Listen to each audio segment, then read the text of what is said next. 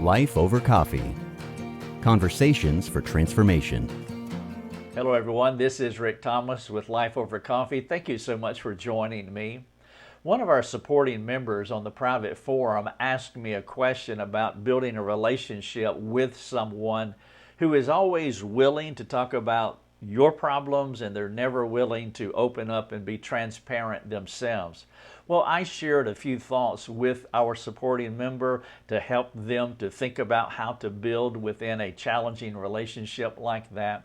But as I was going through the list of things that I shared, I thought this would be an excellent podcast episode for all of us. And so I want to share with you what I shared with our supporting member. And so this is episode 476. The title of it is 10 Responses to the Friend Who Won't Admit Wrong. And so let me ask the question, do you have a friend who doesn't mind telling you what's wrong with you, but they're never willing to admit any of their mistakes, any of their inadequacies, or any of their sins? Now, if you have a relationship like this, I want you to persevere in that relationship. And I trust that these 10 things will help you as you think about building with that individual. Working through and sustaining these kinds of non-reciprocating, inequitable relationships is challenging. Now, what I mean by non-reciprocating is that they are not meeting you at the same level that you want to meet them. They are not willing to be vulnerable or be open or to have deeper conversations about themselves. They are not being transparent.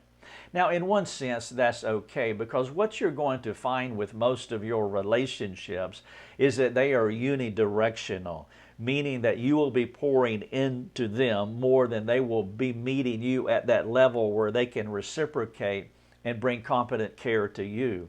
It has to be that way. I mean, I trust that you have 100 people that are unidirectional or 1,000 people that you are pouring yourself into. That is the purpose of the gospel, is to go and make disciples. And so we will always be talking to more people in a unidirectional fashion than having reciprocal relationships. But a few of those people that you build with, they will be willing to go deeper with you, to be more than just a receptor of what you have to share with them, but they want to meet you at that level and be as open and honest with you as you are with them. That's what I mean by a reciprocating relationship. And you're not going to have that many of them because, quite frankly, they are hard to sustain just because of the time investment that's involved. It is critical that we have 1, 2, or 3 reciprocating friends, but again, most of them won't be because of the time, the investment that it takes to build that relationship. But if you have someone that you're building with, and they are not willing to be vulnerable or transparent at all, but worse than that, they're always willing to talk about what's wrong with you, well, then there's some things that I want to walk you through. I trust that these 10 ways to respond to that person will be helpful. That individual who is unwilling to admit their faults, they're more willing to admit your faults than their own. And so I want to get to those 10 things in just a moment. Knowing how to lead these relationships is absolutely vital. There is a high degree of trust that's needed between two people who desire to mature together. And if a person is not admitting what's going on in their life, there are some trust issues. There is something wrong in that relationship. The thing is that there will always be something wrong in fallen relationships because fallenness will track with us all the days of our lives. And so there must be a willingness to be appropriately vulnerable, open, and trust with each other. Now, I say appropriately because there is an incremental effect in building relationships. When you meet someone, you're not as open and honest and vulnerable because you don't know that person. You are vetting them, examining them, assessing them to see if that person can steward your trust. And that's okay. They're doing the same thing for you. And so you want to create these contexts of grace that will permit each other to be free so that they can reveal their personal struggles. No two people can interact and engage with each other fully without this kind of perspective and agreement. And so relating to each other comes with a risk, which begs a couple of questions. Number one, do you respond in wise and humble and mature ways to the negative news about someone else?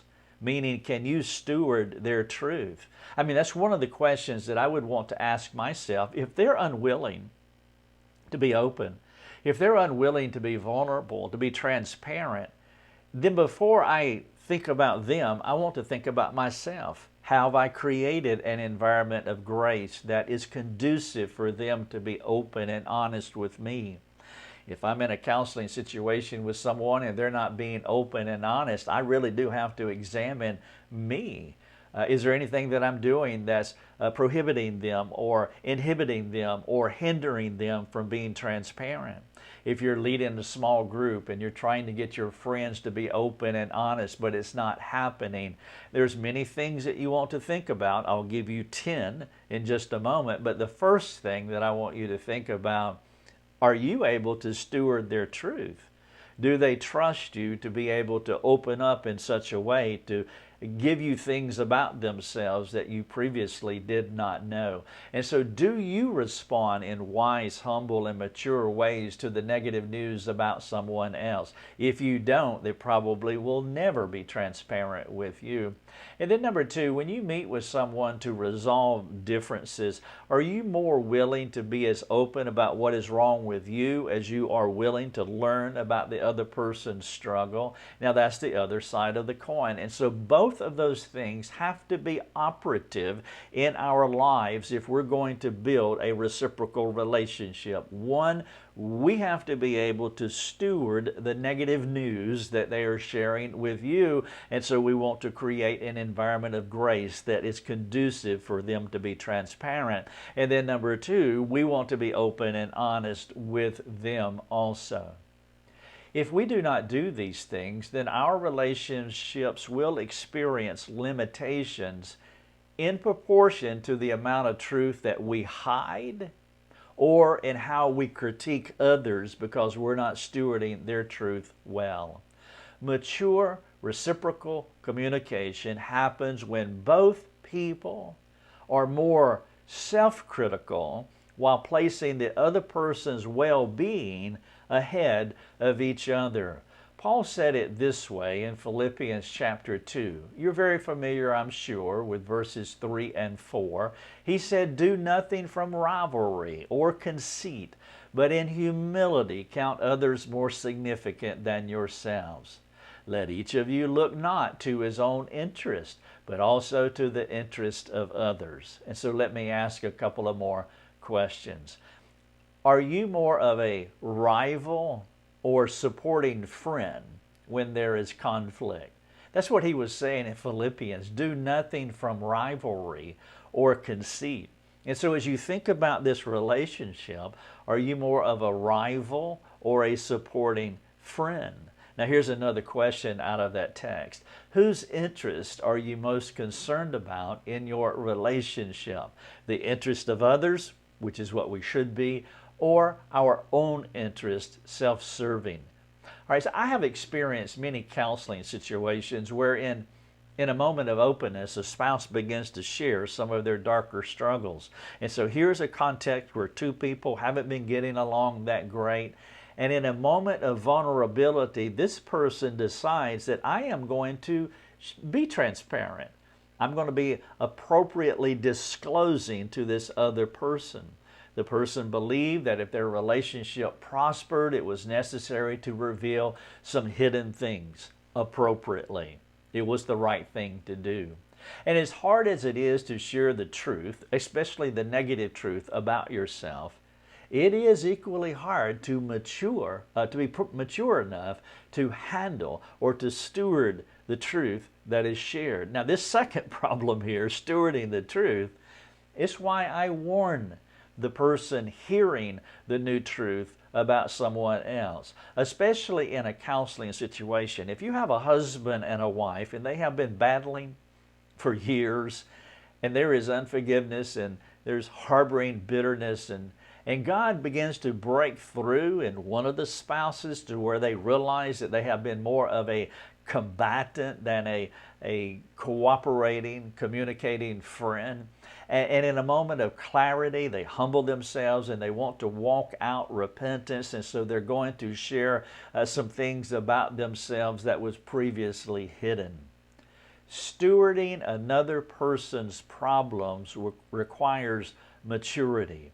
The receiver on the other end of that negative truth must be respectful, must be grace-filled enough to come alongside the vulnerable person for the mutual benefit of the relationship and God's fame. Now, the reason I give this warning about how you receive this truth, because there is a temptation to use the newly learned truths about the other person in an unkind way. For example, in the heat of the moment, the angry person uses the previous vulnerability in an ungodly way. I call this grenade launching. Let me illustrate. Shortly after a couple arrives home from counseling, a counseling session, the residual effect of their lousy marriage continues. Instead of the new bad news that was received during the counseling being a breakthrough, it becomes more ammo for the immature person in the relationship. And so launching a grenade at your spouse is never right, no matter what they have done to you. The grenade launcher attempts to hold the other person to a higher standard than Christ holds anyone. And I warn the couple when this happens, and I've done this a few times in counseling, where they have just been battling for years. They came in for counseling for that reason because they just don't like each other. And one of the spouses breaks down in a moment of vulnerability and they really want to make things right, but the other person doesn't. And typically that's what you will find.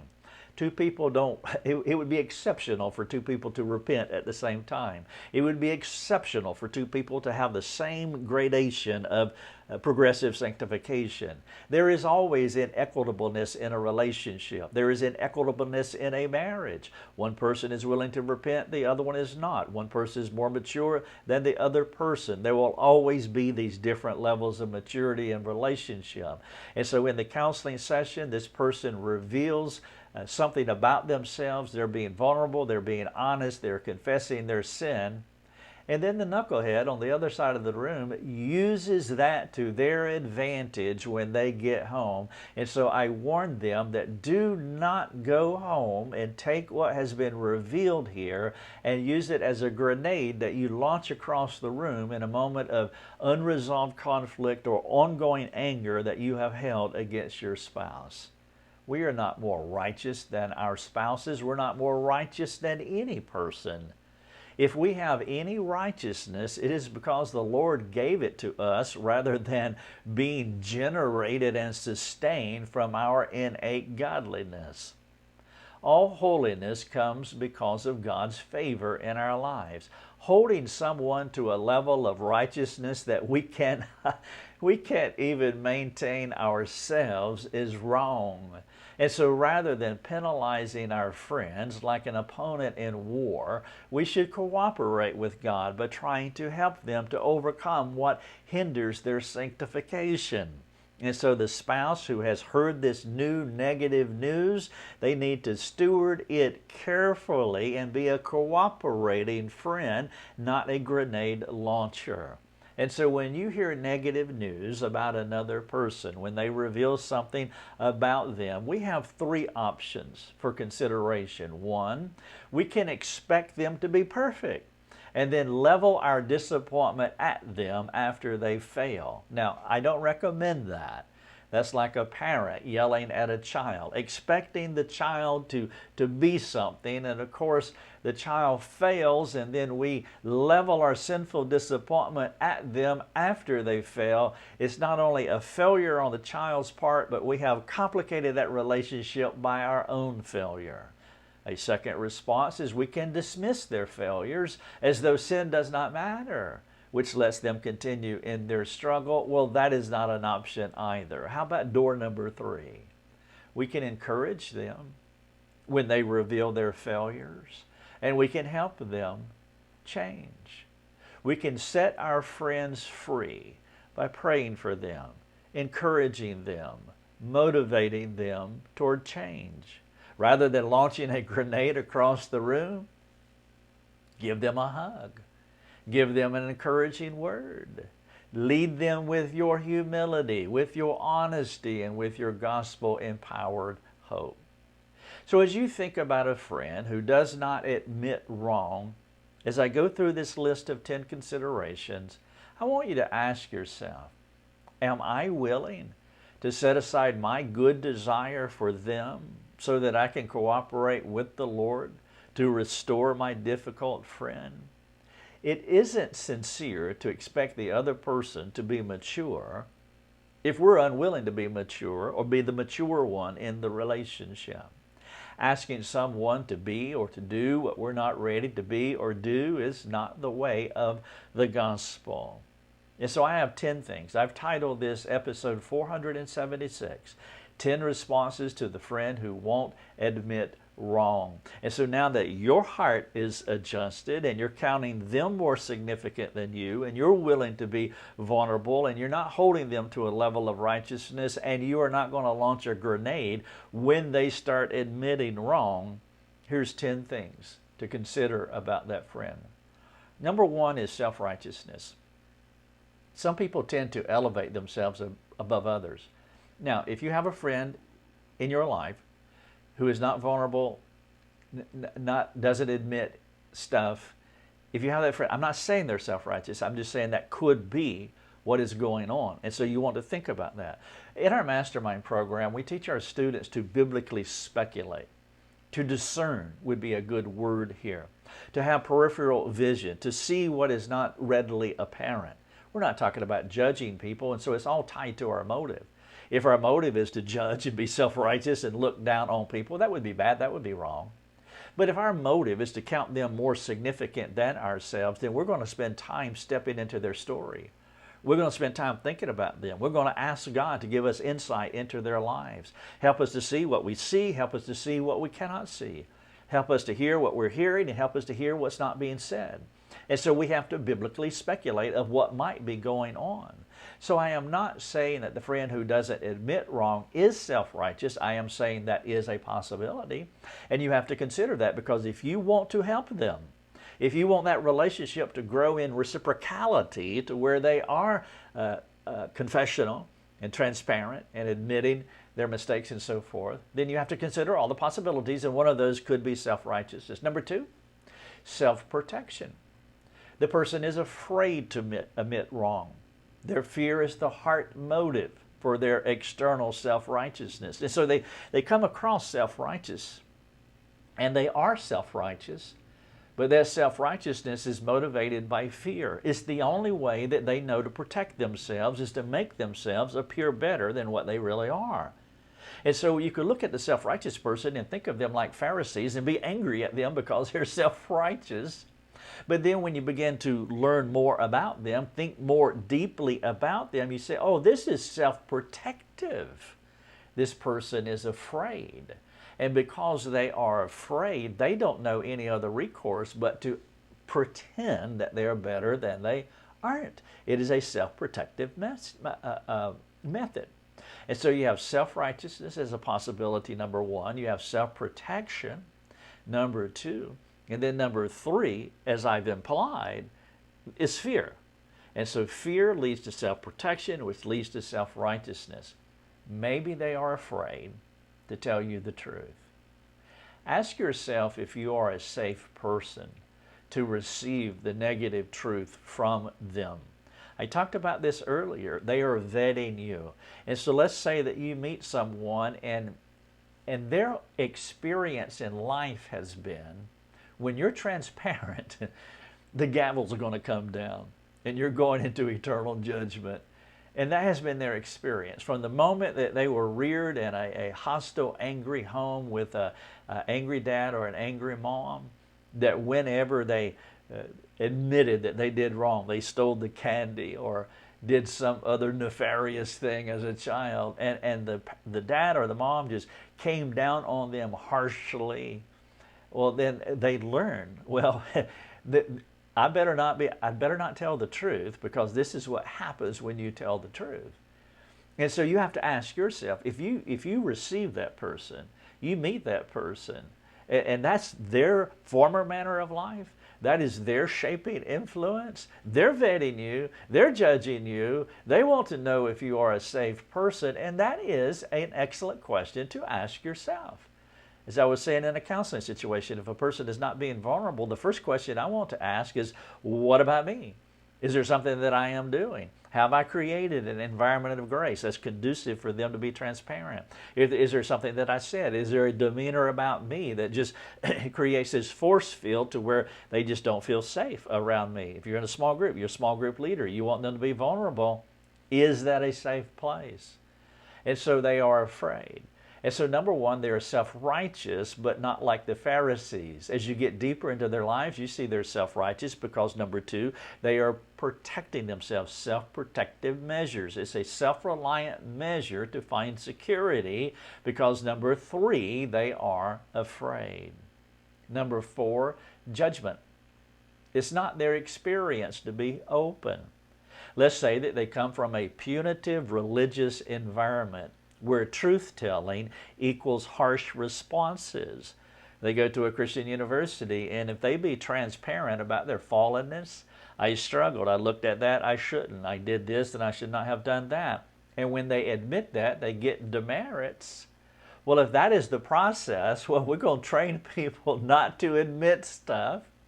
Go back to the parenting construct earlier. If the parent just responds harshly, angrily, against a child who does wrong, well, then they're going to learn. Judgment is going to come down if I am harsh. So number four, maybe they are afraid of judgment. Number five, competition. This other person is competing with you for whatever reason. They want to keep an advantage over you.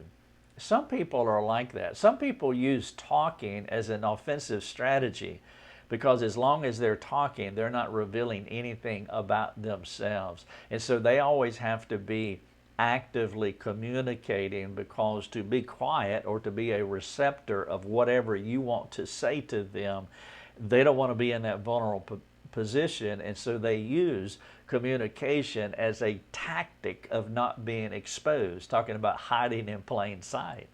The over-communicating person. It's a competition. They are competing with you. They want to have an advantage over you. Number five. Number six, hidden sin. This would be obvious. The temptation is to cover sin.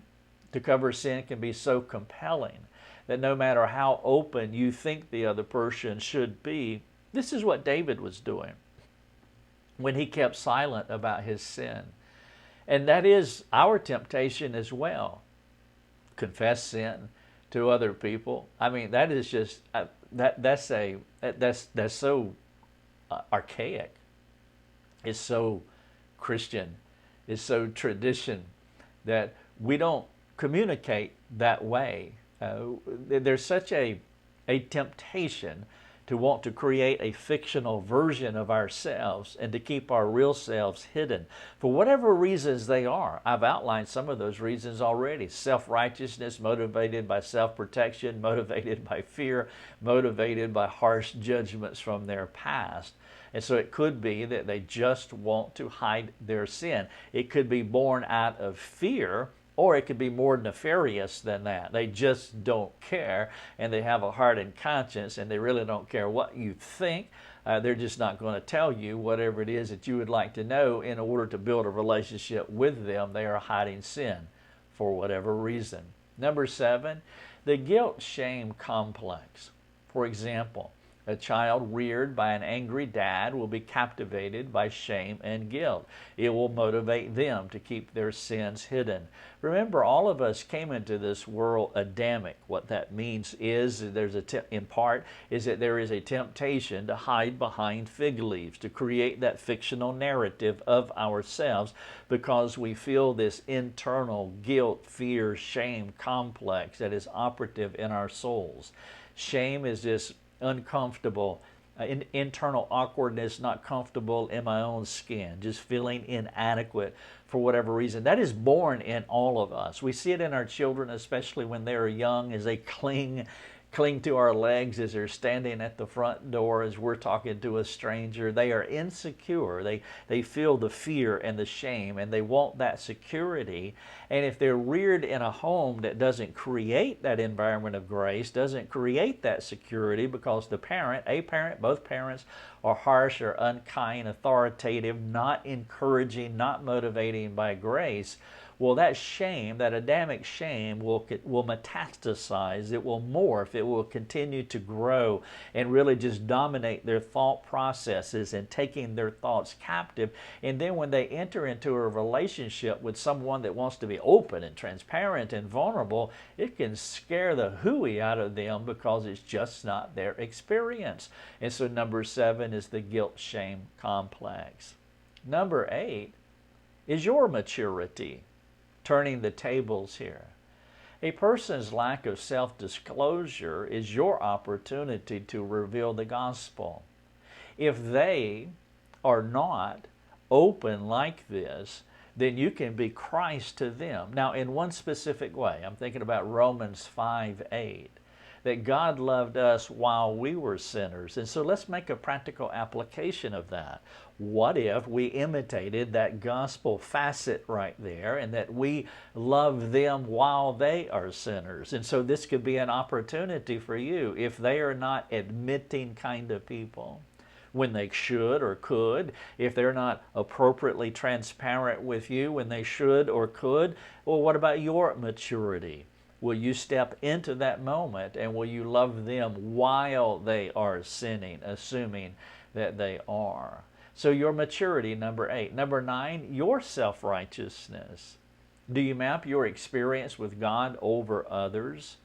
It is a form of self-righteousness to expect them to live out Christ the way that you do or the way that we do.